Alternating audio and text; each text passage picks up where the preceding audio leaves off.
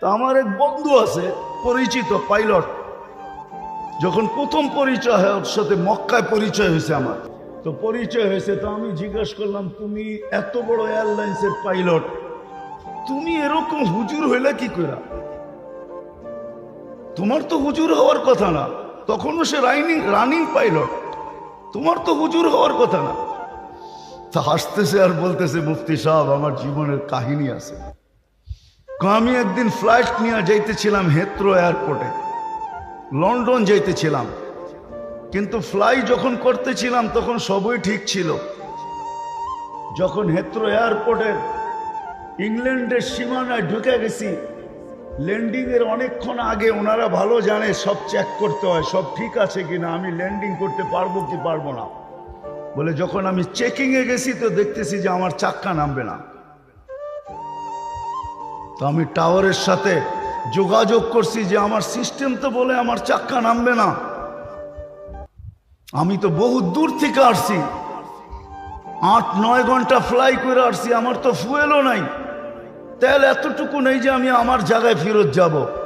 হয়তো বিমান ক্রাশ হবে, নাইলে যেই সিস্টেমে ল্যান্ডিং ওই সিস্টেম আমাকে ল্যান্ডিং করতে হবে।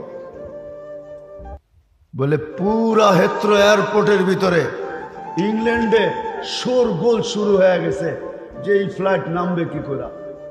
কিন্তু ওনারা ভালো জানে এরকম পরিস্থিতিতে ফ্লাইট কিভাবে নামে, সিস্টেম আছে দুনিয়াতে, তোরা সমস্ত ব্যবস্থা রেডি করছে।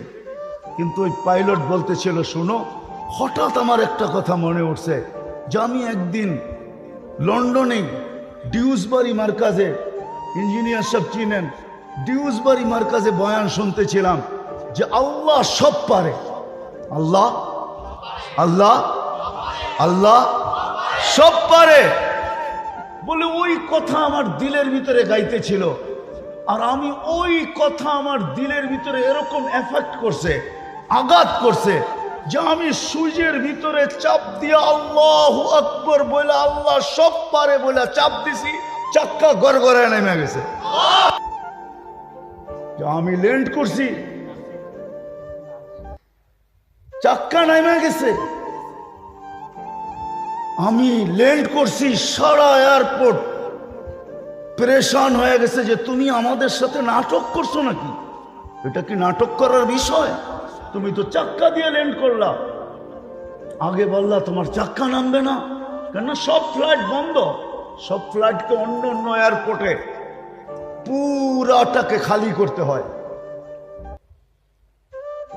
বলে তারপরে ইঞ্জিনিয়াররা আসছে, আমি বলছি যে তুমি চেক করে দেখো।